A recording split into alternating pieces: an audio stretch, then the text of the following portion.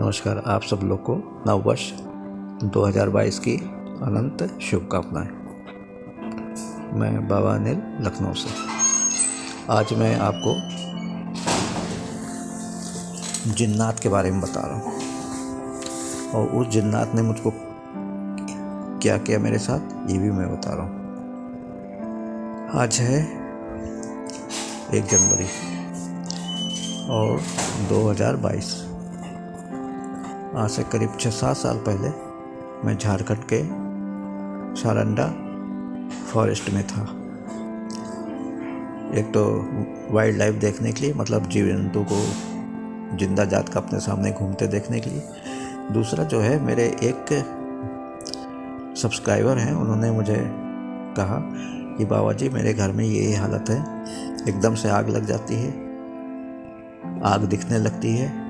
उनकी लड़की बहुत खूबसूरत, उसको जो है कान में रहस्यमय आवाज़ें आती हैं, काले काले साए आपस में डराते रहते हैं, तो उसको आपको ठीक करना है। और मैंने कहा कैसे हुआ? कहते वो जो है अपने स्कूल के पिकनिक पार्टी के साथ, टीचरों के साथ गई थी वहाँ पर पिकनिक पे सारंडा फॉरेस्ट। तो बहुत अंदर तक उन लोग चले गए थे। तो वहाँ पर एक जो है बहुत बड़ा सा पीपल का पेड़ था या क्या, वहाँ पर उसको लघु शंका हुई, वहाँ पर उसने लघु शंका किया और बस वही उसके लिए मुसीबत बन गया। घर आके आए वाए साए बकने लगी। उसके बाद से 2 साल से लगातार बिस्तर पर पड़ी है, उठ भी नहीं पाती, कुछ भी नहीं, और खाना पीना सा हराम हो गया। बहुत सर में दर्द भी होता है वो, और लगता है कि जैसे रात में कोई उसके पास आता है और एक कटा हुआ हाथ जैसा आता है। अब वो जो है बहुत ही भयंकर, उसमें से आग निकलती रहती है। चारपाई जो पलंग पर लेटती वो हिलने लगती बहुत ज़ोरों से, और चीज़ें जो होती सब इधर से उधर गिरने लगती हैं। तो मैंने कहा ये तो बड़ी भयंकर है। तो ठीक है, मैं अभी मतलब झारखंड पहुंच रहा हूँ कुछ दिनों में, मैं वहाँ पर आ जाना, फिर वहीं पर चलेंगे सारंडा फॉरेस्ट झारखंड में। हाँ, तो कुछ दिनों बाद जो है मेरा प्रोग्राम बना, तो मैं जो हूँ झारखंड पहुँचा। वहाँ पर देखा लड़की की हालत सही में बहुत ख़राब थी, बहुत ज़्यादा। बहुत खूबसूरत थी, लेकिन ऐसे लग रही थी कि जैसे बिल्कुल निचोड़ ली गई हो, हड्डी का ढांचा मात्र लग रही थी। उसके फ़ोटो पहले के देखे तो हमको लगा अरे इतनी सुंदर लड़की, ऐसी हालत। तो मैंने कहा कि अब आप ऐसा करिए कि मेरा वहाँ पर जो फॉरेस्ट है वहाँ जाना बहुत ज़रूरी है, मैं जाके देखूँगा। तो उन्होंने कहा ठीक है ना, मैं आपको ले चलता हूँ। सारंडा फॉरेस्ट बहुत घना जंगल है, हर तरह के जानवर, हिंसक भी, रेप्टाइल्स मतलब ज़मीन पर रेंगने वाले, और जो है मछलियाँ, तालाब मतलब वहाँ पर नदी बहती है साथ बीच में से, और भयंकर रूप से सांप तो बहुत है। मतलब हर तरह के जानवर, भालू वालू भी हैं, शेर वेर भी हैं, और लकड़बग्घे भी हैं, लोमड़ी भी है, और जितने भी जानवर हो सकते हैं सब, बहुत तरह की चिड़ियाएँ भी हैं। तो हम मतलब हमको खुद वाइल्ड लाइफ के तो हम बहुत शौकीन हैं, हम देखते रहे। उसके बाद हमने देख के फिर हम चले आए। फिर हमने कहा कि अब कल रात में चलेंगे। तो रात में फिर वाइल्ड लाइफ पहुँचे, बड़े जुगाड़ करके वो करके हम लोग उस पीपल के पेड़ तक पहुँचे। तो मैं अपने साथ पूजन सामग्री ले गया था। जिन्नात बहुत ही शक्तिशाली मुझको लग रहा था, मुझको लगता नहीं था कि मैं ठीक कर पाऊँगा। जब मैंने सब कुछ मतलब किया, उस जिन्नात को बुलाया, क्योंकि देखिए जिन्न कौन होते हैं? जिन्न जो है मखलूक होते हैं, वो भी अल्लाह मियाँ की एक पैदाइश है। ये आग से बने होते हैं। इनका ये जो होते हैं, कुछ अच्छे भी होते हैं, कुछ बुरे भी होते हैं। जो जिन्न अच्छे होते हैं या बुरे भी होते हैं, कैसे भी होते हैं, अच्छे वाले तो खूब सहायता करते हैं, धन दौलत से परिपूर्ण कर देते हैं। बुरे वाले की नीयत यदि खराब हो गई, विशेषकर सुंदर लड़कियों पर, तो पहले बहुत तेज उसको डराते धमकाते, बहुत डराते हैं, उसकी हालत पस्त कर देते हैं। फिर एक दिन उसको जो है अपनी दुनिया में ले जाते हैं। उनकी दुनिया चारों तरफ आग जलती रहती है, उसमें वो ले जाते हैं।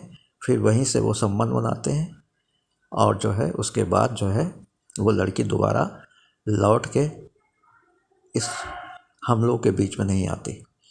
तो हमको लग ही रहा था कि उस लड़की के साथ ऐसा कुछ होने वाला है, उसके पहले कुछ उसके साथ भयंकर हो। तो चलिए आप लोग को ले चलते हैं सारंडा फॉरेस्ट, और उसके बहुत अंदर एक जो है गेस्ट हाउस भी है, उसके बारे में मैं बताऊंगा।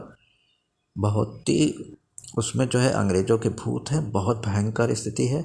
खैर मैं पीपल के पेड़ के नीचे पूजा कर रहा था और अचानक मेरे चारों तरफ आग लग गई और मेरे साथ वो जो आए थे सब्सक्राइबर, वो देख के डर गए। पूरा पीपल का पेड़ ऐसे जलने लगा, उस पर बैठी चिड़िया उड़ने लगी चीख मार के, और उसकी लौ बहुत दूर दूर तक हो सकता गई और काला धुआं उठने लगा।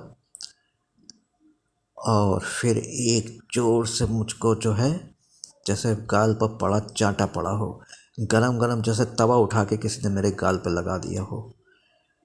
पूरा शरीर मेरा भन्ना गया और गाल पे बहुत ज़ोर से जलन होने लगी और मेरे आसपास आग ही आग, आग ही आग। सब्सक्राइबर को भी एक ज़ोर से चाटा पड़ा, वो भी। उसके बाद हम लोग का होश नहीं रहा। होश आए तो देखा घने जंगल के बीच में एक डाक बंगला है। डाक बंगले में हम लोग एक पलंग पर लेटे हुए। अब डाक बंगला क्या होता है जानते? सन 1800 के करीब करीब ब्रिटिश सरकार ने पोस्टल डिपार्टमेंट शुरू किया था, मतलब चिट्ठियों का लेन देन। लेकिन ना उस समय गाड़ियाँ थी, ना हवाई जहाज़ थे, ना साइकिल, ये सब कोई चीज़ नहीं थी। डाकिये जो हैं किसी तरीके से पैदल पैदल चिट्ठियाँ पहुँचाते थे या किसी साधन से जाते थे, घोड़े वोड़े से। अब वो जो रात में जब जंगल पड़ता था तो वहाँ पर अंग्रेज़ों ने डाक बंगला बनवाया था। डाक बंगला तभी से नाम से फेमस हो गया। वहाँ डाकिये जाके रुकते थे और रात भर आराम करके फिर सुबह फिर डाक लेके आगे बढ़ते थे। वो घोड़ों पर ही रहते थे अक्सर। तो उनको कितना मिलता था उस ज़माने में? सब कुछ खर्चा 7 रुपये 8 आने, उसमें खाना पीना, घोड़े को खाना, अपना करना, आना जाना जितनी दूर का 7 रुपये 8 आने उस ज़माने में। आज के ज़माने में तो 6-7 हज़ार रुपये हमारे ख्याल से होंगे। तो ये खर्चा जो है ब्रिटिश गवर्नमेंट डाक बंगले वालों को पे करती थी। डाकिये के हाथ में क्या आता था, उसको तो सिर्फ तनख्वाही मिलती थी। डाक बंगले वाले को मतलब ये पेमेंट होता था, जिस हिसाब से डाकिये पहुँचते थे उस हिसाब से उनको पेमेंट होता था। बहुत खूबसूरत बना हुआ डाक बंगला होता है, मतलब आग जलाने के साधन, फायर प्लेस होते हैं, पोर्सलिन की बहुत अच्छी अच्छी क्रॉकरी होती है, और बेहतरीन क्या कहते हैं लकड़ी से बने हुए नक्काशीदार फर्नीचर्स होते हैं, मोटे मोटे गद्दे होते हैं और हर तरह की सुविधाएं होती हैं। और वहाँ पर जो है पहले जो है कुक, उनके ज़माने में कुक होता था। कुक जो है चौकीदार का भी काम करता, पूरा गेस्ट हाउस देखता था, मतलब डाक बंगला देखता था, और जो भी डाकिया कोई भी तो उनके लिए खाना बनाता था, ये उसका काम था।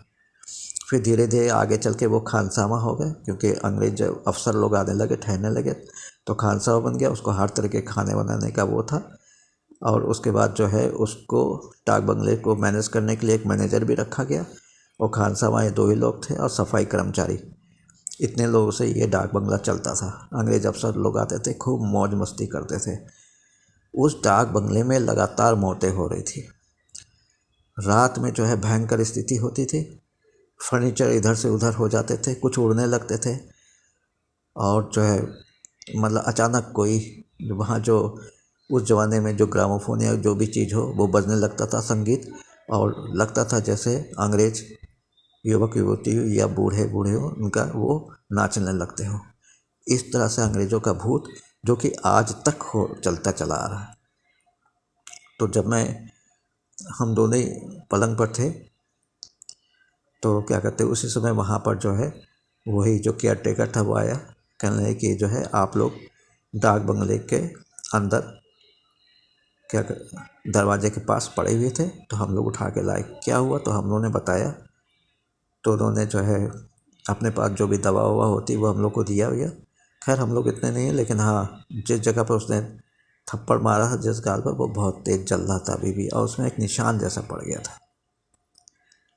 हमने कहा कि जो है आप क्या परमिशन देंगे, हम लोग रात में रुक के देखना चाहते हैं। कहने जरूर। और वो कह रहा, फिर धीरे धीरे दिन बीत गया, हम लोग खाना वाना खाया स्वादिष्ट। खैर जंगल में घूमने का सवाल ही नहीं उठता, हिंसक जानवर थे, कोई खा जाता मार देता।